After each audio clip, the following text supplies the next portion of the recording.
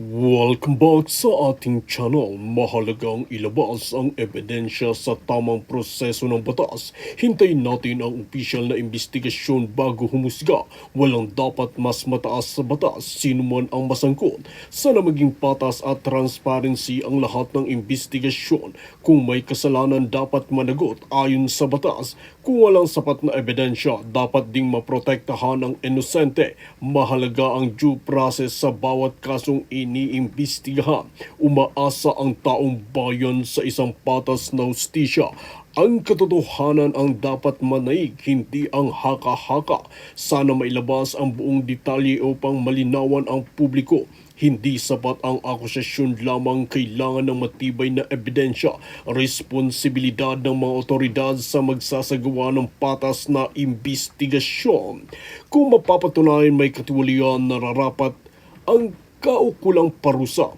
Ang paglabag sa korupsyon ay mahalagang para sa kinabukasan ng bansa. Dapat maging halimbawa ang mga opisyal sa pagsunod sa batas. Mahalaga ang transparency upang mapanatili ang tiwala ng mamamayan. Huwag magpadala agad sa mga balitang walang kumpirmasyon. Ang hustisya ay dapat ibatay sa ebidensya at batas. Sana maging mabilis, ngunit makatarungan ang proseso. Ang taong bayan ay may karapatan malaman ang katotohanan. Kung may maling nagawa, dapat itong mapanagot sa tamang paraan. Hindi dapat gamitin ang isyu para lamang sa politika. Ang patas na imbestigasyon ay mahalaga sa bawat panig.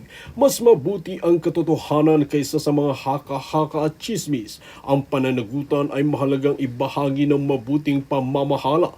Naway manaig ang katotohanan sa lahat ng usapin. Ang dapat manatiling profesional ang mga otoridad sa kanilang imbestigasyon. Ang tiwala ng publiko ay nakasalalay sa isang patas na proseso.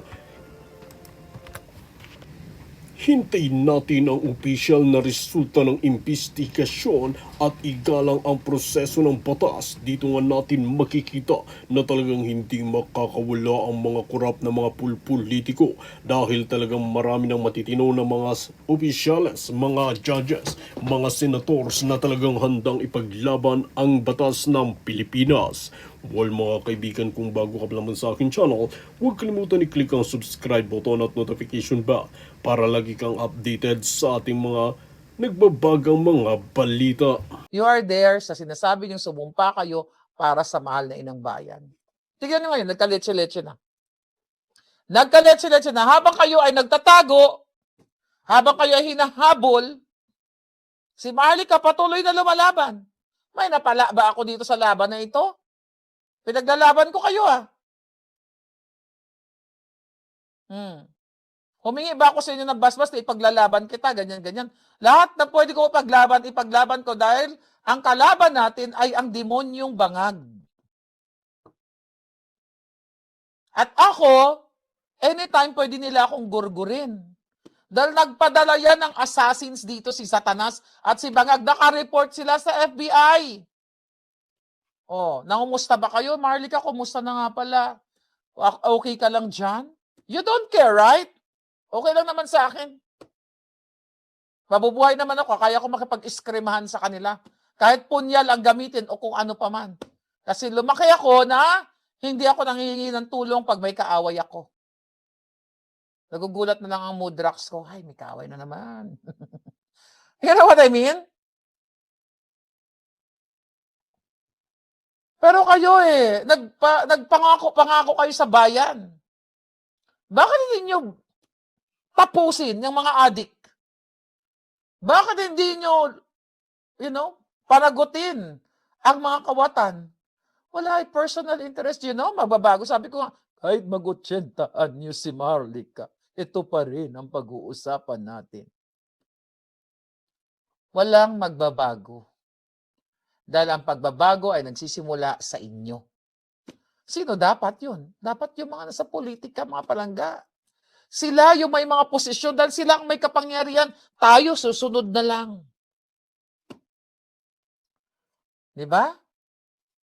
Sabi ni R.S. Madrid, palagi ka pong kasama sa prayers namin. Thank you so much. Yun lang ang kailangan ko palangga. Yun lang pwede kong panghawakan. Pero naniniwala ako ng lahat ng ito ay may katapusan. Barkadan, I do care about you, sis. I'm just too far away, but I'm praying for you every day. Thank you. Lahat naman nagdadasal sa akin, kaya kung pwede ko lang kayong yakapin at magkape tayo ng isang balde, di ba? Why not? Pero I'm talking to these people, palangga, na inelect. Lahat kayo uubusin. 2023. Di ba? I told you so. Vloggers lahat. Kaya ibang mga vloggers ngayon na namamangka sa dalawang ilog, nagdo-double agent sila. Kasi hindi nila kayang lumaban ng head-on katulad ko. Right? May naintindihan ko. Dahil the moment na lumaban sila dyan, ay tatamnan sila ng kaso. Kaya ngayong isang kasama natin dati ay bumaliktad. Dahil takot. Matamnan ng takot sa mga bangag. At sunod-sunuran sila kahit anong script ang ibigay sa kanila. And over my gorgeous body. Hindi, my dead gorgeous body. Hindi tayo papayag na mamamatay muna ako bago ako magpakaalipin sa mga bangag. Mas masarap mamatay ng lumalaban kaysa magpaalipin sa mga putang ina. Yeah, I'm serious. Di ba makipaggurguran ako sa mga hayop na yan pag ako kinorner nila kaysa suli-suri po. Never ever. Never pa akong tumango sa mga taong demonyo sa buong buhay ko. Basta lumaban lang sila ng patas. Huwag lang patraidor, huwag lang sila mang torture katulad ginagawa ng Marcos Bangag in the past. Yung hulihin ka, sisibutin ka, di ba? Wala ka ng kalaban-laban. Ibang istorya yon. Pero kung head-on, putang ina nyo, kahit sino sa inyo, head-on, pero hindi kasi lalaban ng head-on yan. Sabi ko nga sa inyo, buong buhay ko, pag may nang-api sa akin, ito lang, kamao ko lang, maliit lang itong kamao ko, pero wasak din ang kipay mo sa tanas dito. Lahat ng kipay, wawasakin ko rin ang pagmumukha ng mga yantag. Hined-on nila ako. Tingnan mo, mga duwag, magpapadala ng assassins dito. Ako lang naman ang kalaban nila. I know what you're doing. Yung mga bangag, akala nyo? May ginagawa sila ngayon, akala nila hindi ko alam. Kayo na nakipagsabuatan sa bangag, nireport ko na rin kayo, huwag kayo mag-alala. For sure, nanonood kayo, iilan kayo ngayon? Akala nyo, hindi ko alam mga pinagagawa nyo? I'm not gonna name names. This is just a warning shot. Gusto nyo masira ang mga pamilya nyo? Gusto nyo madrag dito? Sa ginagawang gustong paggurgur sa akin? Get off. Nilista ko na kayo. Okay? Hindi ako tanga. Akala nyo, anong silbi ng mga puting ahas sa akin? Akala nyo, hindi ko alam galawan nyo? Sabi ko nga sa inyo, mga bangag, kung gusto ko lang magpakasamang tao, pwede ako maging leader ng magagandang mga magaganda. Nagagawa ng mga ginagawa nila. But hindi yan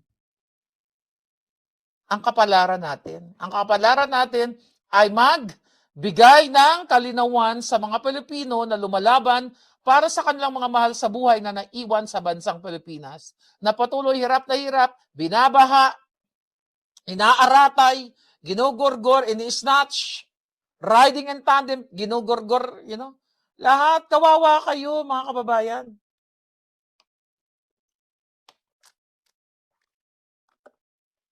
Kailan kaya natin makakamit ang tunay na justice? Ang tanong, may justice pa ba sa bayan natin? Sabi ni Barkadahan. Wala na nga hustisya, palangga. Ano ka man imo? Bendalo na nga. Tingnan mo. Sino nga mag-aakala na ang Marcoleta ay kukulong?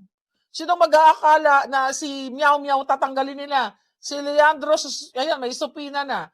Si Harry Roque, okay? Nauna yon, unang-unang biniktima yon. Isa sa mga unang biniktima.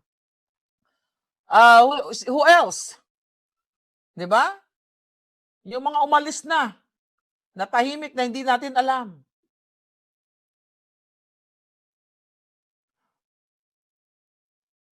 Tama yan, damay mo na lahat. Baka pamarisan pa, sabi ni AJ Sayem.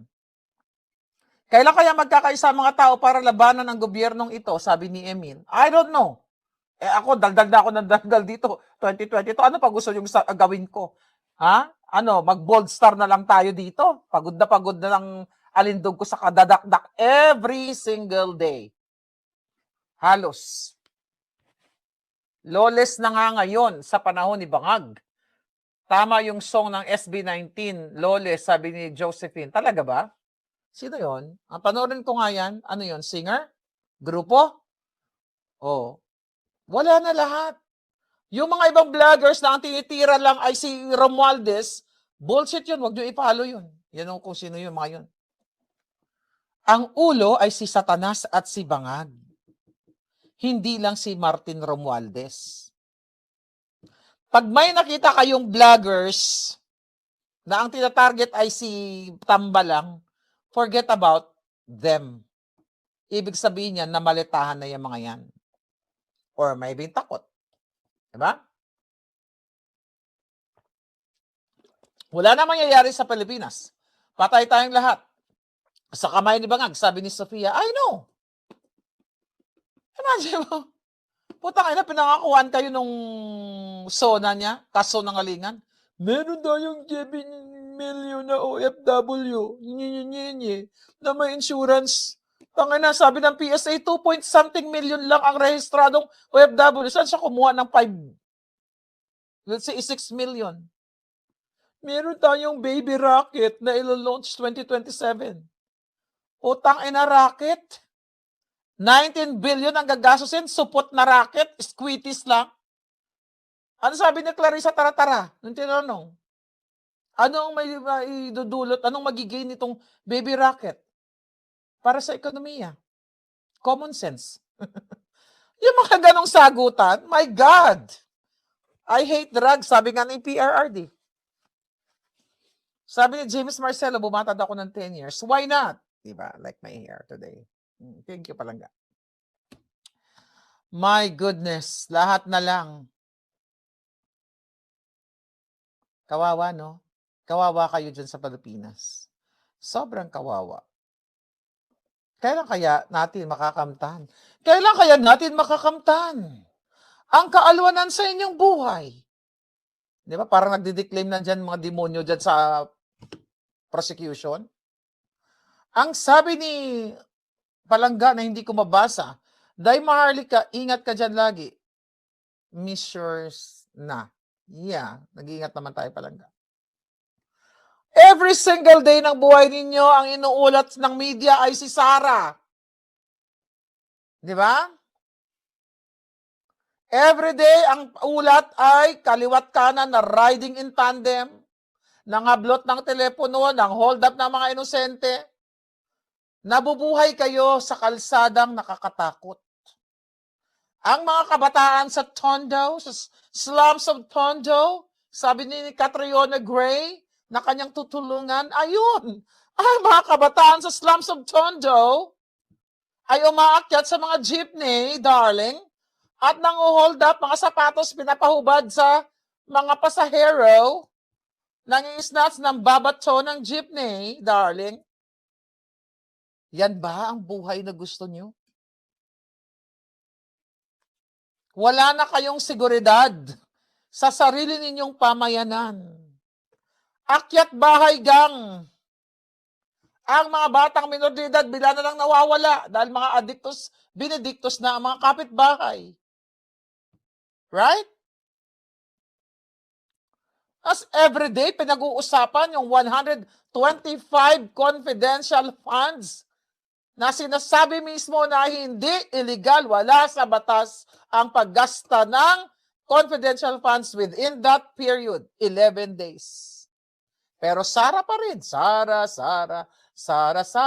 puro si Sara, dahil wala na silang ibang makita na tirahin kundi si Sara Duterte dahil gusto nilang matanggal si Sara para pagdating ng 2028, kung aabot pa si Bangag, baka ma-overdose na, ay hindi maging presidente si Sara. Sa halip, ang gusto nilang iupo yung kanilang mga kaalyado para hindi sila mapanagot sa kanilang kaputang inahang pagnanakaw sa panahon ni Bangag. Karamihan sa mga Pilipino, pag nabigyan ng 500 pesos ay tumatahimik na, sabi ni Daisy Powell. Yan ang problema sa atin. Pero dapat talaga ang mamuno yung mga elected officials. Dahil sila yung nangako sa mga constituents nila na gaganito, ganyan. Tignan nyo, ang mga flood control. Saan na? Ang 18 Marines, 22 Marines, ikukulong din nila. Lahat kayo ikukulong. Kawawa kayo, di ba? But again, that's your choice. It's not my fucking choice. It's your fucking choice. Bullshit. Tanggapin nyo. Ayaw nyo manindigan eh. Bahala na kayo sa buhay ninyo. You have to do something, darling. Dapat nyong tapusin ang mga addictus benindi. Dahil mga pare, mga bigaon. Kaya sabi ko nga sa inyo, itong mga kaparian, kasabwat din ni Satanas. Huwag na kayo magsimba-simba, tangina. Pasimba-simba pa kayo. Sinisimbahan nyo mga siraulo.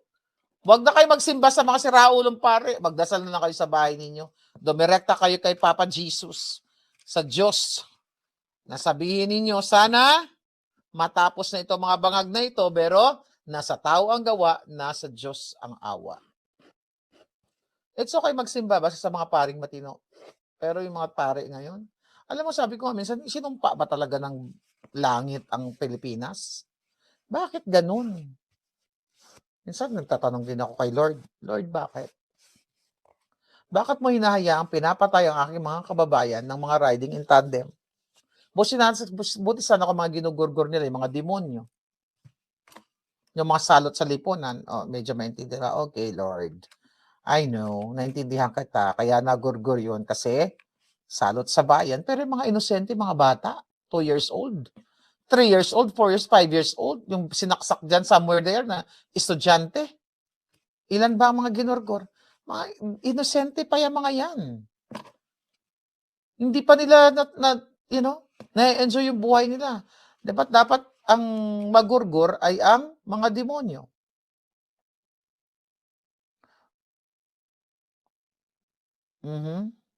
Katulad yung mga ano ni Bangag dito, o mga trolls ng mga bayaran. Right? Sana wala na talagang admin ni Marcos Palpak, sabi ni SDS New York. What else? Ano pa? Ano pa gid-abi? Sige, ano pa ang pwede niyong gawin dyan? Ay. This is the Lord, as we're not fighting against flesh and blood, but against the principalities of this world. Sabi ni R.S. Madrid. Nasa tao ang gawa, nasa Diyos ang awa. Tignan mo yung yung South Korea, di ba? Yung kanilang dating First Lady, ayun, kulong. Tayo, di ba First Lady nyo? Patuloy na nagnanakaw, nag-addictus, nagmamanipula, nag-appoint ng mga ibang lahi. Chinese, American, Maltese. Right? But it's okay pa rin sa inyo. Okay pa rin, no? Anyway, at the end of the day, it's your life. It's not my life. I'm talking to you, yung mga politikong mayroon pang kapangyarihan ngayon. Ilabas nyo na lahat ng alam nyo. Ang problema kasi minsan sa mga politiko, you're fucking playing safe. Yung mga dami mga litanya. Kaya ako, hindi ako pwede mo politiko kasi gugurgurin ko sila lahat sa ngalan ng power ko. Di ba? Ako nga ang secretary ng Gurgur Department. Ayaw mga pasakali. Tangay na pag alam mo nang may ebidensya ka nagnakaw yung putang inang yan. Di ba? Anuhin mo na. Ang problema kasi sa kanila, may mga kanya-kanya silang baho. Katulad ni Kilay. Katulad ni Judas. Joel Judas. Yun yung problema. Hindi sila makapanindigan kasi alam nila may kakalkalin din sa kanila. Takot sila eh. Kaya hindi sila malinis kasi kung malinis ka, hindi ka matatakot, taas noo ka, o sige, kalkalin mo dyan hanggat gusto mo. But, it's sad to say, ang problema kasi nga ngayon, kahit nga wala ka nga, kahit malinis ka nga, tinatamnan ka. Tulad ni Marcoleta na nga lang eh. Imagine mo, plunder, yung donation sa kanya, na hindi naman niya ikinubli yun. Ganun sila. Mang-abuso ng kapangyarihan. O, yung mga kapapasok lang dito. Imagine mo, ako, ipapadukot daw nasaan na yung hayop ng NBI si Santiago? Huwag ka pa kasi siguro, Marlica, kapag puno na ang salop, kakalusin ka na. Dudukutin daw nila ako sa Amerika. Sino ba ako para dukutin nila? Sino si Maharlika? I am just nobody like you. Bakit si Maharlika ipapadukot nila? Kasi yung bunganga ko, ang ugat ng lahat, kung bakit na-expose ang hoarding, smuggling, pag-appoint ng Amerikano, pag-appoint ng Chinese na walang proper documents, pagnanakaw, ICC, lahat ako na-expose dun sa inyo O kaya nila ako gustong patayin. Kaya kahit ako'y nobody, gusto nila akong gurgurin kasi ako ang punot dulo ng lahat ng pag-expose sa kasamaan ng Bangag administration sa pagnanakaw. Right? Yun. Tignan mo natin, baka may balita na. Kung may balita na bang... Wala pa, teka. Tayo natin ito kung totoo yung kay Senator Bato. Wala pa so far, wala pang update. Wala pang update. Nag-message tayo. Teka, tanungan natin. Tignan mo sa group natin kung meron. Pumunta ka sa mga balita, puro lahat kasi nungalingan, mga balita. Nag-celebrate ang panalo ni Aya Iyala, Chuchuchucho. Nanalo nga tayo, magnanakaw pa rin ang mga nakaupo. Hirap pa rin, si Sara pa rin. Ito si Kapun na, puro kadyutahan ng mga pinagsasabi, scripted lahat. Then now what?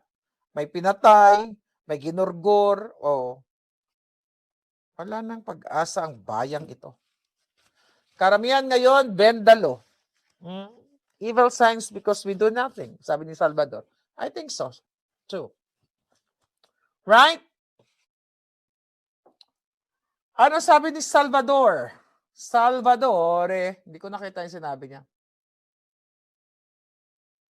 Sabi ni Rochelle Janet, si Senator Jinggoy nga, ilang ulit kinasuhan, di nga siya umimod sa lobot ni Bangag. Maria Bacurio, thank you palangga. Nakayanan mo na ang stress natin ng kasamaan na nangyari. Actually, hindi man ako nasi-stress. Di ba? Palaban tayo palangga. Tingnan mo, mukha ba tayong stress sa ating hair? No, but seriously, na-stress ako sa kalagayan nyo dyan sa Pilipinas, sa buhay ninyo. Alam mo ko tutusin, dapat tumatahimik na lang ako, di ba? Ina-enjoy ko na yung mga emote-emote ko sa buhay. Yeah. Pwede naman ako manahimik na lang right? Ayaw nyo naman. Gusto nyo ba tahimik na lang ako? I'm just gonna enjoy cruising, mag-cooking show na lang ako. I can do that. Pumapayat na tayo, gusto nyo mag-sexy star na lang tayo, right? Ang problema kasi, hindi mo pwedeng i-detach yung sarili mo sa laban mo Iba-iba kasi tayo. May iba na wala silang pakialam sa bayan natin. Kasi di mo kayang, kanya-kanya tayong personality. May mga bumabata dahil sa pakikipagtuligsa sa politika. Like ako, di ba? Kahit na nakakabwisit yung ginagawa nila, patuloy tayo na lumalaban kahit na ang iba natatakot. Yung iba nga mga politiko may pera pa, natatakot sila kay Bangag. Ako lang ang walang power, ang hindi natatakot sa mga, sino ba yung mga yan? Nagnakaw lang sila ng pera. Kung lumaban lang sila sa akin ng one-on-one, kaya ko silang i-knockdown I'm serious. Sino sila? Bakit natin sila katakutan? Ang papangit kaya nila, ang babaho pa. Tignan mo si Bangag. Amoy putok. Si Lisa, amoy tulok. Bakit ka matatakot sa mga ganyan? Yung itsura ni Lisa, amoy yosi. Amoy sigarilyo, amoy addictus. Syempre, na-meet ko na sila, no? Amoy angsod. Bakit ako titingala sa mga hayop na yan? Magnanakaw sila. Dapat nga ako tinitingala nyo kasi hindi ako nagnakaw sa kaba ng bayan, di ba? Right? Huwag kayo matatakot dyan sa mga putangan ng mga politikong yan. Kaya ako, pag nakita ko ng politiko, pag mabait, okay, fine. Pero yung parang baw na baw ako sa kanila, sampalin ko pa isa-isa yung mga yan. Right? Sara lang ang nakita kong marami pang iba na down to earth talaga. Starstruck talaga ako. Starstruck talaga ako sa kanya. Amoy ashtray yak. Right? Bakit kayo matatakot? Yan problema sa inyo mga Pilipino dyan sa Pilipinas Pag kay Kapitan lang, tapos kaibigan ako ni Kapitan, sampalin ko pa yun si Kapitan Ay, pinatawag ako ni Mayor, inimbita ako, tapos tuwang-tuwa naman kayo. Parang 'pag inibita lang kayo ni mayor, parang ang tingin niyo parang naka-aano na kayo sa lapaap. Uy, mas maganda pa ang sitwasyon niyo diyan sa buhay na I mean, yung pagkatao ninyo. Halos yung mga kawatan. Kaya ako never ever ako naa-admire sa mga politikong mga kawatan na alam ko. Ba't ka ma-admire sa mga ganyan? Exodus 25, sabi ni Jennifer. Oo nga, sabi mag-Exodus na, no? Carne Norte, amoy ilok. Oo, amoy ilok, amoy angsod. Lahat ata nakatikim ng maleta, sabi ni Kate Wazon. Eloy Macruz, ayan. Mukhang amoy imbornal si Palaka, sabi ni Rebecca. Bakit kaya sila takot kay Kokak? Powerball ba talaga siya? No. Alam mo, hindi sila takot. Gusto nila protektahan. That's a good question, no? Roche Janet. Hindi sila natatakot kay Satanas. Ang problema, nag-e-enjoy sila dun sa maletang binibigay sa kanila. Nag-e-enjoy sila sa pera. Siyempre nga naman, nakaka-travel, nakakabili ng Hermes. Parang papili lang sila. Walang maleta, pero lumalaban sila, kulong. Kaya nga vested interest sila. Kaya mag-admire tayo sa mga taong lumalaban. Ako I admire these two kids. Kids pa yan eh. Itong si Barsaga at saka si Leandro. Kahit pa paano, si Barsaga pwede makipaglaro yun eh. Pwede matatahimik yun eh. Enjoy niya yung perks ng pagiging kongresista niya. Si Leandro, ganun din. Pwede naman siya tumahimik. Mayaman na siya, di ba? Hindi lang siya kikibo. Kaya lang, may panindigan yung dalawa. And we thank you for both of them na meron silang ganyang paninindigan. Sana nga ganun lahat. Yung iba doon ng mga bata. Bata pa lang ay kasabwat na ng mga bangal. 2016 pa ako nag-watch sa iyo palangga, sabi ni Cindy for confirm. Anong share mo sa ating mga palangga? Naku, 10 years na tayo palangga, ano? Anong share mo? Bumata ba ako o tumanda? Yan na lang pag-uusapan natin para mas may consolation prize naman si Marlica. 'Di ba? Anong oras na? Oh my God, I like my freaking hair. You're so gorgeous, girl. 'Di ba? Kausapin ang sarili. Wala na, magang-bangagan na tayo dito. 'Di ba? Anong sabi dito? Ni J Tapias. Hoy! Zoro, ikaw na bahala dyan. Visit ka, punta-punta ka dito. Magkano bayad sa'yo ni Bangag? Ispadingin kita eh. Gusto mo ispadingin kita? Pakisama mo si Vice Mayor ng Isabela. Oh yeah, si Respicio. Yo, buddy! Of course, gusto natin yan. Lahat naman, hindi natin maisa-isa. What's up, buddy? Gusto ko din si Respicio. Parang pareho lang kaming dalawa. Parang pareho kaming may hyper. Oh my goodness. You never age, sabi ni Aris Madrid. Oo nga, no? Kasi kapag kabutihan, parang talagang binuhat yung sarili. Oo nga, no? Alam mo, kapag kabutihan ang itinanim mo, kabutihan din. At saka partida yan, walang botox yan mga girl, lalus.